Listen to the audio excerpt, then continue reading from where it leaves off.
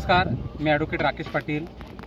आज संघर्ष ग्रुपच्या वतीने मला वाटते 17 तारखेपासून गाळ काढण्यास सुरुवात झालेली आहे। मी सगळ्यांना, टीका करणाऱ्यांना एक प्रामाणिकपणे सांगू इच्छितो की शेठ जरी एका पक्षाचे जरी मोठे नेते असले तरी शेठची इथे जी साई क्रीडा मंडळ आहे, ही साई क्रीडा मंडळाच्या वतीने हे कार्यक्रम, ह्या धरणाचा गाळ काढायला सुरुवात केलेली आहे। झिराट साईडला साई क्रीडा मंडळचं एक वेगळं नाव आहे, सामाजिक क्षेत्रात एक वेगळं नाव आहे। त्यानंतर CFTI म्हणजे चित्रलेखा पाटील मॅडमची जी सामाजिक संस्था आहे, ती सुद्धा सामाजिक संस्था काम करत आहे।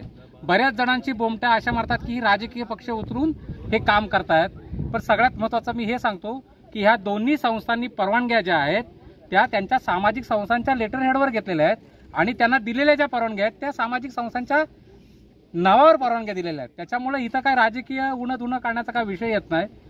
टीका करणाऱ्यांना माझा जाहीर आवाहन आहे की आपणही आज जसे साहेबांनी डंपर पोकळणी आणून इथे जी प्रॅक्टिकली सुरुवात केलेली आहे ती सुरुवात सुद्धा आपण करावी आणि हा जो धरणाचा हे शापित धरण आहे गाळयुक्त ते गाळमुक्त करावं। छोटम शेठचा मी विशेष आभार ह्यासाठी मानतो की त्यांनी गाळ काढायची व्यवस्था केली, पाण्याची व्यवस्था केलेली आहे, पण इथे आलेला माणूस हा केवळ उपाशी जाणार नाही ह्याची सुद्धा व्यवस्था केलेली आहे। आज इथे जेवणाची व्यवस्था केलेली आहे।